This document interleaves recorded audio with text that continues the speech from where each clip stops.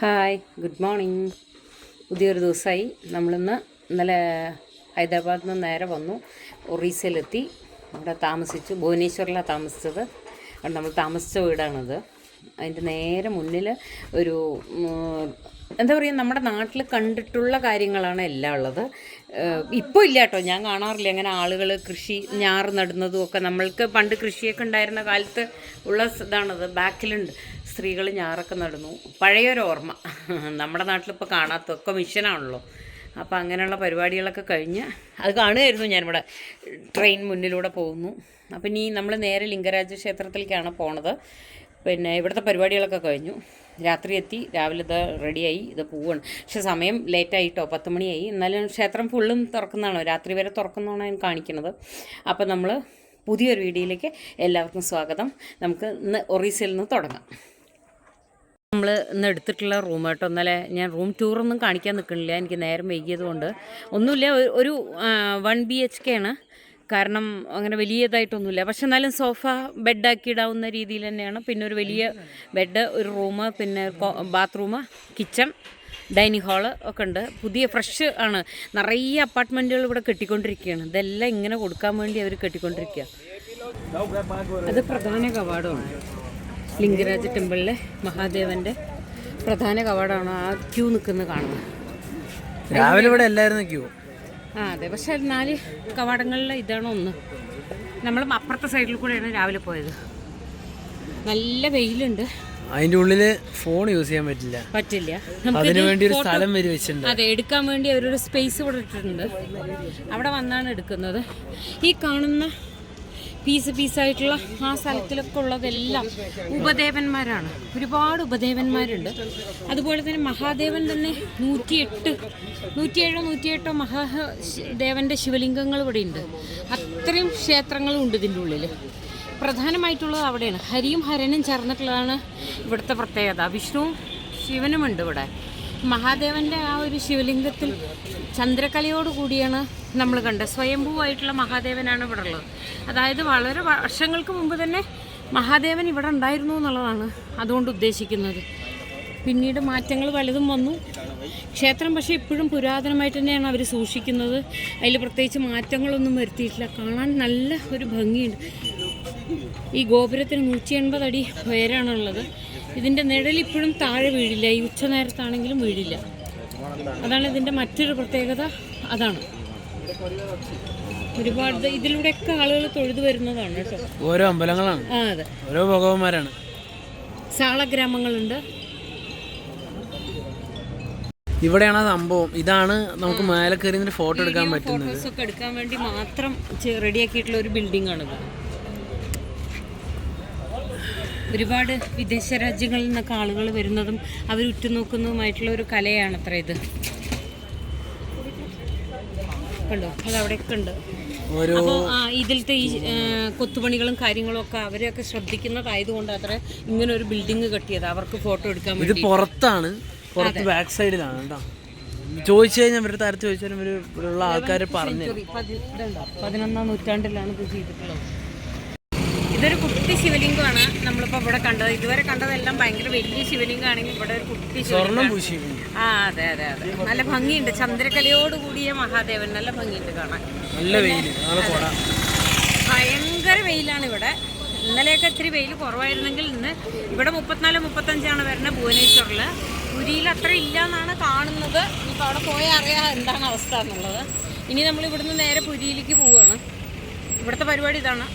വെള്ളം ദാഹിക്കുന്നു, ക്ഷീണമായി അവിടെ ക്യൂ നിന്ന് തൊഴുതപ്പോഴേ. അതിവിടെ ഇങ്ങടെ എവിടെ പോയാലും നോർത്തിലേക്ക് കയറുമ്പോൾ നമുക്ക് തന്നെ തോന്നും, തൊഴുകണമെന്ന് തോന്നുന്ന, വെറുപ്പ് തോന്നുന്ന ഒരു അവസ്ഥയുണ്ടാവും. കാരണം പൈസ കൊടുത്ത് ആളുകൾ ഇപ്പുറത്ത് കൂടി അപ്പുറത്ത് കൂടിയൊക്കെ കയറുക. പൈസ വിശ്വാസങ്ങൾക്ക് ഇവിടെ ഒരു വലിയ. ഇവര് പറയും 2 മണിക്കൂറോ 3 മണിക്കൂറാവുന്നു. അങ്ങനെയൊന്നുമില്ല. ഇത് പിന്നെ അടക്കലില്ലല്ലോ.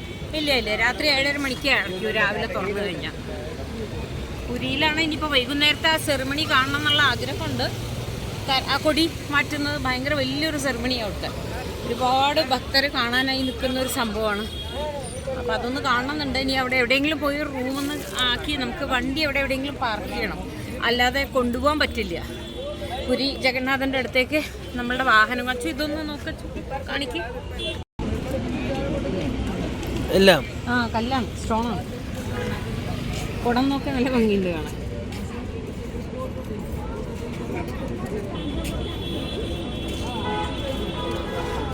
ഭംഗിക്ക് സൂക്ഷിക്കാന്നല്ലാതെ നമ്മളിപ്പോൾ ഇതിനകത്തൊന്നും ചെയ്യാമല്ലോ. ഫ്രൂട്ട്സ് ഒക്കെ ഇട്ട് വെക്കാന്നല്ലാതെ. ഗ്ലാസ് ഒക്കെ നോക്കും. നന്നായിട്ട് കാണാം. വലിയ ഗ്ലാസ്, ചെറിയ ഗ്ലാസ്. ഇവിടുത്തെ ഏറ്റവും ചെറിയ ഗ്ലാസ് ചായ ഗ്ലാസ്. ഇതാ ഒക്കെ ചായ കുടിക്കാൻ തോന്നുന്നുണ്ട്.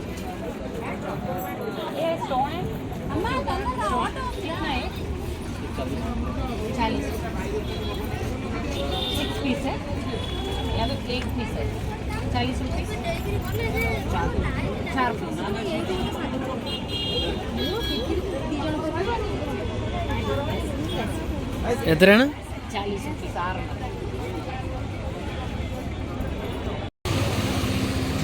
ഈ ക്ഷേത്രത്തിൻ്റെ ചുറ്റുമതിലാണ് ഈ കാണുന്നത്. എന്തോ ഉയരത്തിലറിയോ, ഒരു 2-3 ആളുടെ ഹൈറ്റ് പോരാ, അതിൽ കൂടുതലുണ്ട്. അത്രയും ഹൈറ്റായിട്ടാണ് ഇത്. ചുറ്റും ഇങ്ങനെയുണ്ട്. നമ്മൾ ഈ വഴിയിലൂടെയാണ് വന്നിട്ടുള്ളത്. കിലോമീറ്റേഴ്സ് നടക്കും. അതെ നടക്കണം.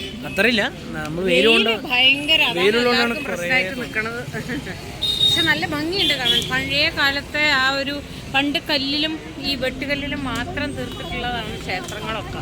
പിന്നെ കാലം മാറിയപ്പോഴാണ് അതിലൊക്കെ മാറ്റങ്ങൾ വന്നത്. അതുകൊണ്ടാണ് ഇവർക്ക് മെയിൻറ്റെയിൻ ചെയ്യാൻ പറ്റുന്നത്. അതെ ഇതിപ്പോൾ ഒന്നിനും ചെയ്യാൻ പറ്റില്ല. എവിടെയെങ്കിലും പൊട്ടിപ്പോയാൽ അത് പോയി എന്നല്ലാതെ അവിടെ ഒന്നും ചെയ്യാൻ പറ്റില്ല അവർക്ക്. കാരണം ഇന്ന് ഇത്രയും തലയുള്ള ആളുകളില്ല, അതാണ് സത്യം. അപ്പോൾ അതാണ് നമ്മൾ കാണുന്ന വഴി. നമ്മളിനി ഈ വഴിയിലൂടെയാണ് അങ്ങനെ പോകണം. നമ്മുടെ കാർ പാർക്കിങ്ങിൽ ഈ മൊട്ട വെയിലത്ത് വേണം പോകാൻ. അതാലോചിക്കുമ്പോൾ തന്നെ കരച്ചിൽ വരുന്നുണ്ട്.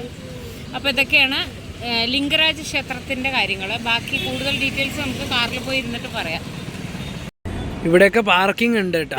പക്ഷേ ഇത് പെയ്ഡാണോ ഇല്ലെന്ന് അറിയില്ല. ഇത് അൺപെയ്ഡായിട്ടാണ് കിടക്കുന്നുണ്ട്. നോക്കിയിട്ട് 100 രൂപയാണ് ഇവിടെ പാർക്കിംഗ് ഫീ. ഇത് അവിടെയും പാർക്ക് ചെയ്യുക. നമ്മൾ വേറെ സ്ഥലത്ത് നമുക്ക് അറിയില്ല. അപ്പോൾ വന്നിട്ട് നോക്കിയതിന് ശേഷം മാത്രം വണ്ടി അവിടെ വെച്ചാൽ പാർക്ക് ചെയ്യുക. അതായിരിക്കും കുറച്ചും കൂടി സൗകര്യം. അതാ അതിൻ്റെ ഉള്ളിലൊക്കെ പാർക്ക് ചെയ്യുന്നുണ്ട്. നമ്മൾ ഒരുപാട് ദൂരം നടന്നു, ഒരു 300-400 മീറ്റർ അങ്ങോട്ട് നടന്നിട്ടാണ് വണ്ടി വെച്ചിരിക്കുന്നത്. നമ്മളങ്ങനെ പുരി എത്തി. 1 മണിക്കൂർ ട്രാവൽ ചെയ്തിട്ട് നേരെ പുരി, ഭുവനേശ്വർ ടു നേരെ പുരി. ഇന്നിവിടെ സ്റ്റേ ചെയ്തിട്ട് വെൽക്കം ബോർഡ് കാണിക്കാൻ പറ്റിയില്ല, വെൽക്കം ബോർഡ് കഴിഞ്ഞു. അപ്പം ഇന്നിവിടെ സ്റ്റേ ചെയ്ത്. അപ്പോൾ അതിന് മുന്നേ നേരെ അമ്പലത്തിൽ പോയിട്ട്, നല്ല തിരക്കാണെന്നാണ് പറഞ്ഞു കേട്ടത്. എപ്പോഴും ഉണ്ടാവുന്നതാണ് ഇത്ര. ഞായറാഴ്ച അങ്ങനെ തിങ്കളാഴ്ച അങ്ങനെയൊന്നുമില്ല, എപ്പോഴും നല്ല തിരക്കായിരിക്കും. അപ്പോൾ അവിടെ പോയിട്ട് നോക്കണം. ഫോൺ അവിടെ കയറ്റില്ല, അവിടെയും കയറ്റില്ല എന്നാണ്.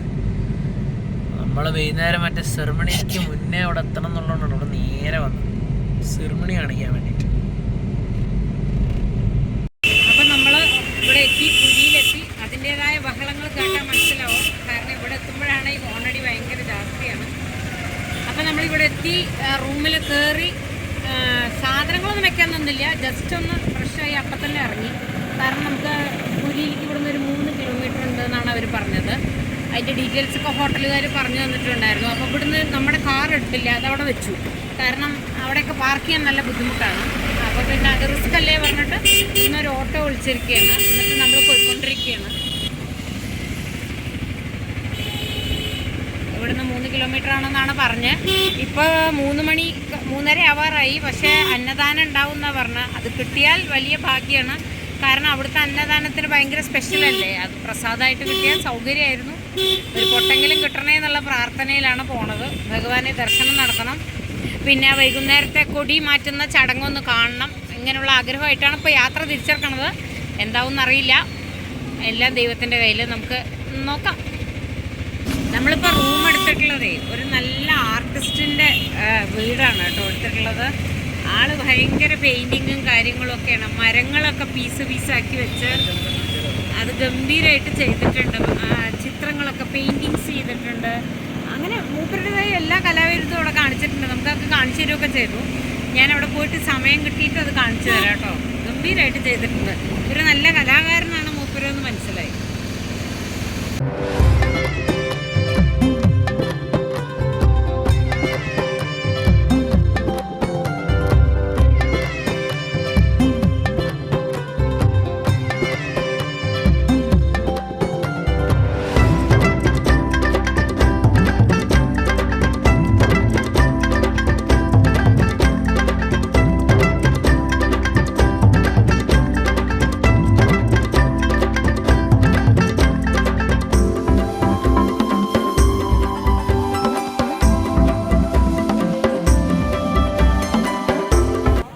കൃഷ്ണൻ്റെ ഹൃദയം സ്തുതി ചെയ്യുന്ന വിഗ്രഹമാണ് ഇവിടെ. ജഗന്നാഥൻ എന്ന പേരിൽ അറിയപ്പെടുന്നു. ഇവിടുത്തെ വിഗ്രഹം തടിയിലാണ് തീർത്തിരിക്കുന്നത്. ശ്രീ ജഗന്നാഥ് ഡിവോട്ടീസ്. ഇതാണ് എൻട്രൻസ്. ഇതിലൂടെയാണ് നമ്മൾ പോകേണ്ടത്. അതാണ് പ്രധാന കൊടി. അത് ഗോപുരം. ആ കൊടിയാണ് കുറച്ച് കഴിഞ്ഞാൽ മാറ്റാനുള്ള ഒരു ഇതുണ്ടാവുക, ചടങ്ങുണ്ടാവുക. ഇവിടെ തന്നെ ഗവൺമെൻറ്റിൻ്റെ അല്ലേ ഇത്? ഗവൺമെൻറ്റിൻ്റെ ചെരുപ്പം വെക്കാനുള്ള അല്ലെങ്കിൽ മൊബൈൽ എല്ലാം ഉണ്ട്. സ്റ്റാൻഡ് ഇല്ലേ ചേട്ടാ? അത് ഗവൺമെൻറ്റിൻ്റെ അല്ലേ? ഇവിടെ ഫ്രീ ആണ്, സേഫും ആണ് അല്ലേ? അപ്പം ഇതിപ്പോൾ വീഡിയോ എടുക്കാൻ പറ്റില്ല.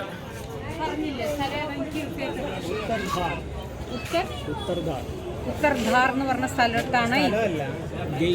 അതന്നെ മനസ്സിലായ. ഉത്തർധാർ എന്ന് പറഞ്ഞ ഗേറ്റ് ഉണ്ട്. നമ്മൾ അതാണ് എൻട്രൻസ് എന്ന് തോന്നുന്നു. അവിടെ എഴുതിക്കണോ? അത് തന്നെയാണ്. നോർത്ത് ആയിരിക്കില്ല, നോർത്ത് സൈഡാണ്. അവിടെയാണ് ഗവൺമെന്റിന്റെ ഈ സംഭവം ഉള്ളത്. മറ്റോടത്ത് സേഫ് ആണോ എന്ന് ഉറപ്പില്ല എന്നാണ് പറയണത് നമ്മളെ റൂം എടുത്തിട്ടുള്ള ആള്.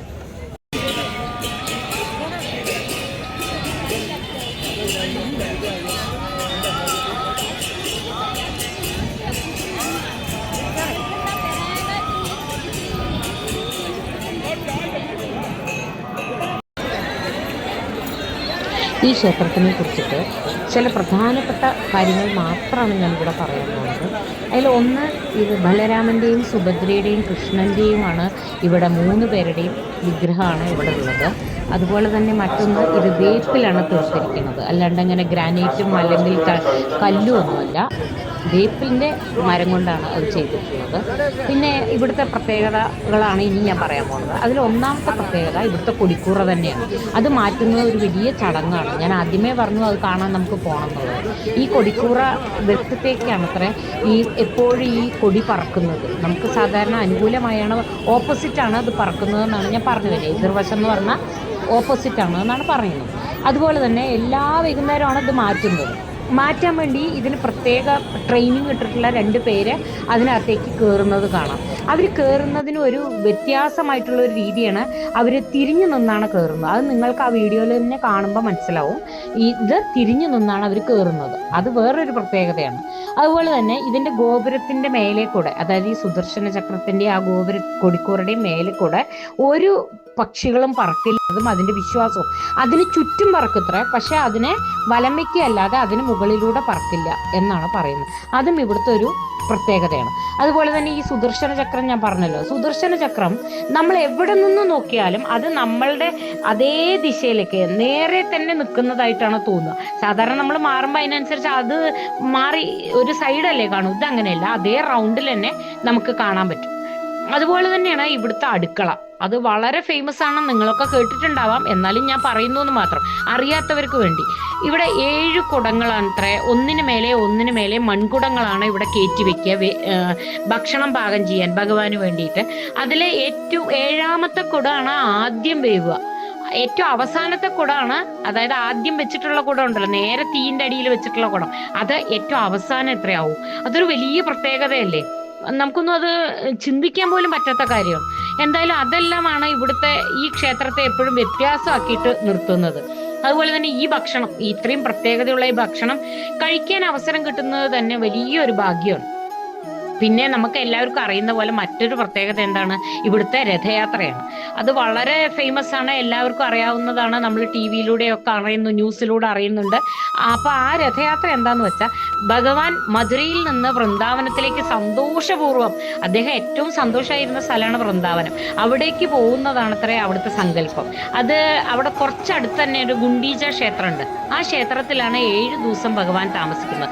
അത് വൃന്ദാവനാണ് എന്നുള്ള സങ്കല്പമാണ്. അതാണ് ആ രഥയാത്രയ്ക്ക് ഇത്രയും സന്തോഷം ഉള്ളത്. ഭഗവാൻ ഏറ്റവും സന്തോഷിച്ച സ്ഥലമല്ലേ അത്.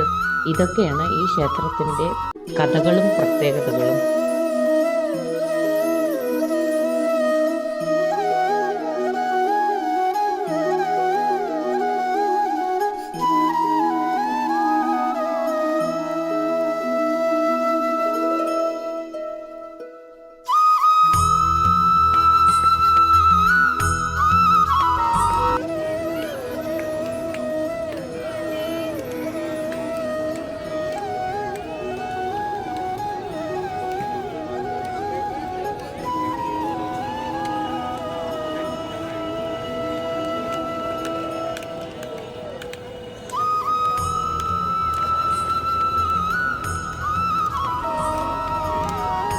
അപ്പോൾ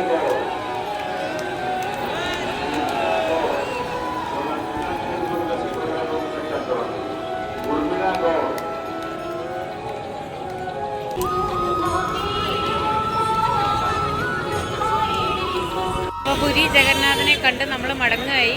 നമ്മൾ കുറേ എല്ലാം നല്ല ഭംഗിയായിട്ട് ചെയ്യാൻ പറ്റി. ഭയങ്കര സന്തോഷമായി എനിക്ക്. കാരണം എന്താ വെച്ചാൽ പോയിട്ട് ഒരുപാട് ക്യൂ ഒന്നും നിൽക്കേണ്ടി വന്നില്ല. ചിലർ 2 മണിക്കൂർ 4 മണിക്കൂർ എന്നൊക്കെ പറഞ്ഞു. പക്ഷെ ഞങ്ങൾ വന്നതേ ലേറ്റായിട്ട് ഇനി പറ്റില്ലേ എന്നൊക്കെ ഓർത്തു. അത് കഴിഞ്ഞു മഹാഭോജനം നടത്തി. അതിന് പൈസയാണ് ഇവിടെ കൊടുക്കുന്നത്, 100 രൂപ ഒരു പ്ലേറ്റിന്. അങ്ങനെ അത് കൊടുത്ത് 2 പ്ലേറ്റ് വാങ്ങി. അത്ര തന്നെ നമുക്ക് ആവശ്യമുണ്ടായിരുന്നുള്ളൂ. അത് കഴിച്ചു. അത് കഴിഞ്ഞു പിന്നെ പുറത്ത് വന്നു. ഈ സെറിമണി കാണാൻ പറ്റി. എല്ലാം വിചാരിച്ച എല്ലാ കാര്യങ്ങളും ജഗന്നാഥൻ സാധിപ്പിച്ചു തന്നു. അങ്ങനെ വളരെ മനസ്സ് സന്തോഷത്തോടു കൂടി ഇരിക്കുകയാണ്. ഇനി ഒരു സാരി പർച്ചേസ് ചെയ്യണമെന്ന് മോഹമുണ്ട്. ഈ ഒഡീഷയുടെ സ്പെഷ്യലാണത്രേ, സാമ്പൽപുരി എന്ന് പറഞ്ഞു, അങ്ങനെ എന്തോന്ന് പറഞ്ഞു. അതൊന്ന് നോക്കണം എന്നുണ്ട്. ഇവിടെ എവിടെ ഷോപ്പുകളൊക്കെ ഉണ്ട്. അതൊന്ന് നോക്കിയിട്ട് നല്ലതാണെങ്കിൽ അതൊരെണ്ണം വാങ്ങിക്കണമെന്നുണ്ട്. അത് വാങ്ങിക്കണമെങ്കിൽ അതും കൂടെ കാണിച്ചിട്ട് ഞാൻ നിങ്ങളോട് ചാറ്റ പറയാം കേട്ടോ. അല്ല, ആ ഹോട്ടലൊന്ന് കാണിച്ചു കൊടുക്കണ്ടേ? അയാളുടെ ആർട്ടൊന്ന് കാണിച്ചു തരാം കേട്ടോ. അപ്പോൾ അയാൾ കഷ്ടപ്പെട്ട് ചെയ്തിട്ടുള്ള കാര്യങ്ങളാണ്.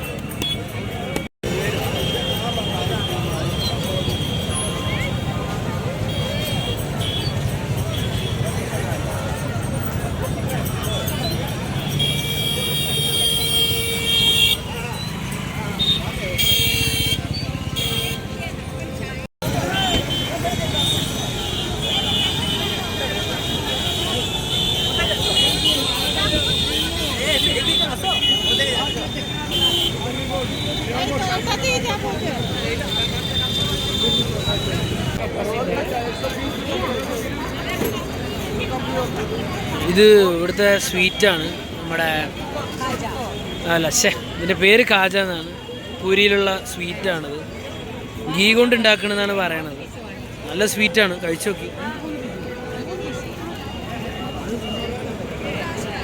ഇവിടെ ഇഷ്ടം പോലെയുണ്ട് ഇതുപോലത്തെ കടകൾ. ചേച്ചി നോക്കുക, താല്പര്യമുള്ളവർ, മധുരത്തോട് താല്പര്യമുള്ളവർ. നല്ല മധുരമാണ്.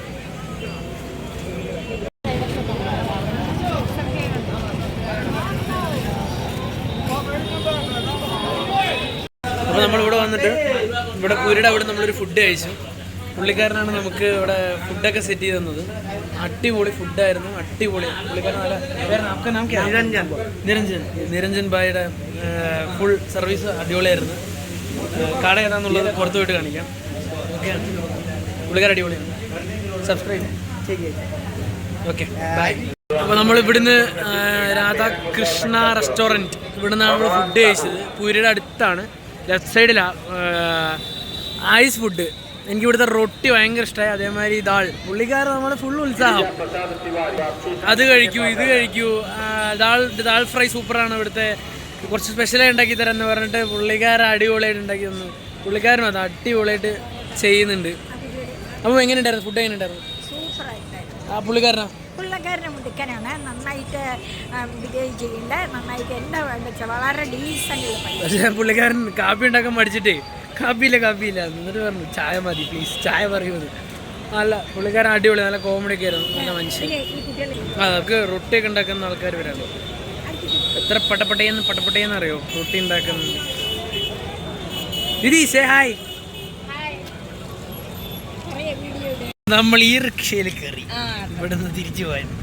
അമ്മമ്മ അച്ഛനും അവിടെ ഇരുന്നു, ഞാനും അമ്മയും ഇവിടെ ഇരുന്നു. കുറെ നേരം കൊലുങ്ങി പോവുകയാണ്. അയ്യോ, സാരി വില നോക്കി. സാരിയാണോ? ഒരു മിനിറ്റ് ഒന്നും കേൾക്കണില്ല. അപ്പൊ കേൾക്കണ്ടാവും വിചാരിക്കണം. പറയൂ. ഒഡീഷ സമ്പൽപുരി എന്ന് പറഞ്ഞിട്ടുള്ള സാരിയാണ് നോക്കണത്. പക്ഷേ ഇവരുടെ വില, ഇവർക്ക് ഈ 10,000 എന്നൊക്കെ പറയണത് ഒരു കുഞ്ഞു വില പോലെയാണ്. അവരിങ്ങനെ കാണിച്ചു. അപ്പൊ ഞങ്ങൾ വിചാരിച്ചു 1000 ആണ്. പക്ഷേ സമ്പൽപുരി ഞാൻ ഉദ്ദേശിച്ചത് വൈറ്റ് കളറില് പ്രിന്റിംഗ് ആണ് ഉദ്ദേശിക്കുന്നത്. ഈ ജഗന്നാഥന്റെയും സുഭദ്രയുടെയും ഒക്കെ വരുന്ന ചിത്രം ഞാൻ എവിടെയോ കണ്ടു.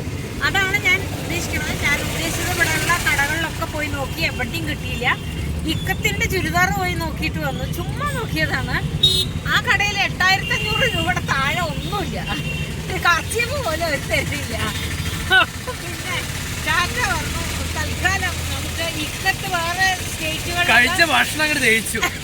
അതെ അതെ, നമുക്ക് ഇക്കട്ടെ. കാരണം ഞാൻ അത്രയും വില കൊടുത്തിട്ട് അത് യൂസ് ചെയ്യണം, എനിക്കൊന്നും നടക്കില്ല. വെറുതെ അവിടെ എടുത്ത് വെക്കുമ്പോഴത്തെ ചീത്തയും കേൾക്കണം. അപ്പോൾ എന്തിനാ റിസ്ക് എടുക്കണം? അപ്പോൾ അത് വേണ്ട വെച്ച് ഞാൻ തൽക്കാലം ഇവിടുന്ന് വിടവാങ്ങാൻ തീരുമാനിച്ചു. അപ്പോൾ നമ്മൾ പുരി കഴിഞ്ഞിപ്പോ റൂമിലേക്ക് പോയിക്കൊണ്ടേ. അതെ അതെ, നമ്മളിങ്ങനെ ജഗന്നാഥനെ പിന്നിലാക്കി നമ്മൾ മുന്നിലേക്ക് പോയിക്കൊണ്ടിരിക്കുകയാണ്. അതെ, വഴിയായി കുറേ സംഭവങ്ങളൊക്കെ കണ്ടു. കുറെ എന്തൊക്കെയോ വാങ്ങി, നമ്മള് ബാഗൊക്കെ വാങ്ങി. അതെ അതെ, ബാഗൊക്കെ വാങ്ങി. പിന്നെ മാഗ്നറ്റ്, പിന്നെ വെക്കാനുള്ളൊരു ചെറിയൊരു പ്രതിമ പോലത്തെ. അതെ, അത് സഹോദരങ്ങൾ മുഴുവനായിട്ടുള്ളത് അങ്ങനെയുള്ളതൊക്കെ വാങ്ങി. അങ്ങനെ ഗംഭീരമായിട്ട് വാങ്ങിയിട്ടില്ല. മെയിൻ പർച്ചേസിന് വേണ്ടിയിട്ട് ഞാനിങ്ങനെ വെയിറ്റിംഗ് ആണ്. അതിന് കുറച്ചും കൂടി സ്റ്റേറ്റുകൾ മാറി കയറാനുണ്ട്.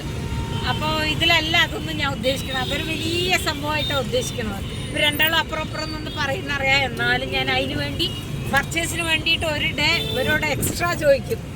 അല്ലാതെ ഒന്നും എനിക്ക് നടക്കില്ല. അത് നിങ്ങളുടെ വീഡിയോയിൽ എത്ര കണ്ട് വരുന്നറിയില്ല. കാരണം എൻ്റെ പോലെ ആയിക്കൊള്ളും നിങ്ങളൊന്നുമില്ല. ഇവർക്ക് എന്നെ ബോറടി ചെയ്യണം ഞാൻ പർച്ചേസ് ചെയ്യാൻ നിന്നാൽ. പക്ഷെ എന്നാലും അത് കളക്ട് ചെയ്യാനുള്ളതൊക്കെ കളക്ട് ചെയ്യണം. കുറേ കാര്യങ്ങൾ എഴുതി വെച്ചിട്ടുണ്ട്, അത് മുഴുവനും കളക്ട് ചെയ്യാണ്ട്. ഞാൻ എല്ലാം റെഫർ ചെയ്യാൻ തുടങ്ങിയിട്ട് കുറേ കാലമായി. ഇന്നെ സ്ഥലത്ത് അതുണ്ട്. അത് ഈ റോഡിൻ്റെ ഒരു ഭംഗി അങ്ങനെ ആയതുകൊണ്ടാവാം. അപ്പം അങ്ങനെ നമ്മുടെ ഈ പരിപാടി കഴിഞ്ഞു. ഇപ്പോഴും വൈൻഡപ്പ് ചെയ്യാന്ന് പറയാറായിട്ടില്ല. കാരണം നമ്മുടെ ആ വീടൊന്ന് കാണിച്ചു തരണമെന്ന് പോകാനുണ്ട്. കാരണം ആ മനുഷ്യൻ കഷ്ടപ്പെട്ട് ആർട്ട് ചെയ്തിട്ടുള്ളതാണ്. അപ്പം എൻ്റെ ചേച്ചിയുടെ മോളൊക്കെ നന്നായിട്ട് ആർക്കിടെക്റ്റാണ് അവള്. അപ്പം അവൾക്കൊക്കെ കണ്ടു കഴിഞ്ഞാൽ അത് നന്നായി മനസ്സിലാവും. അതെ, രണ്ടുപേരും. അതെ അതെ, അച്ഛനും അത് തന്നെയാണ്. പക്ഷെ അച്ഛനിപ്പോൾ വരയ്ക്കാറില്ല. അച്ഛൻ നന്നായി വരയ്ക്കും കേട്ടോ. അച്ഛൻ അതെ ഉണ്ടായിരുന്നു. അച്ഛൻ ഞാനും കൂടെ തല്ലുകൂടിയതിന് ശേഷം അച്ഛൻ വരയ്ക്കാറില്ല. അത് കാരണം നന്നായി വരയ്ക്കുക. എന്നെയൊക്കെ വരച്ച് വെച്ചിട്ടുണ്ട്. അങ്ങനെ ആളുകളെയൊക്കെ അവന് വരയ്ക്കും. അവൻ മനസ്സിൽ കണ്ടാണ് വരയ്ക്കുക, അല്ലാണ്ട് ഫോട്ടോ നോക്കി വരയ്ക്കുന്ന രീതിയല്ല അവൻ്റെ. അവൻ്റെ മനസ്സിൽ എന്താണോ കാണുന്നത് അവൻ ആ രൂപത്തിലാണ് വരച്ചെടുക്കാറ്. പക്ഷെ അത് കറക്റ്റായിട്ട് വരാറുണ്ട്. ഇപ്പൊ കുറേ കാലമായിട്ട് അവൻ അങ്ങനെ കല കണ്ടിട്ടില്ല. കൊലയാണ് ഉള്ളത്. ഫുൾ ടൈം ഫോണും. അമ്മ അവിടെ നിന്ന് പറയുകയാണ് ഫോണാണ് ഉപയോഗിക്കണമെന്ന്. കാരണം ഞാൻ വരച്ചതിന്റെ മേലെ കൂടെ വെള്ളം ഒഴിച്ചു. അത് അറിഞ്ഞ പറ്റിയതൊന്നുമല്ല, അറിയാതെ പറ്റിയതാണ്. അപ്പൊ ഞാൻ നിർത്തി. അങ്ങനെയൊക്കെയാണ് കാര്യങ്ങൾ. അപ്പൊ അതൊന്ന് കാണിച്ചു തരാം. റൂമിൽ ഫുള്ളിരിട്ടാ. അതെ.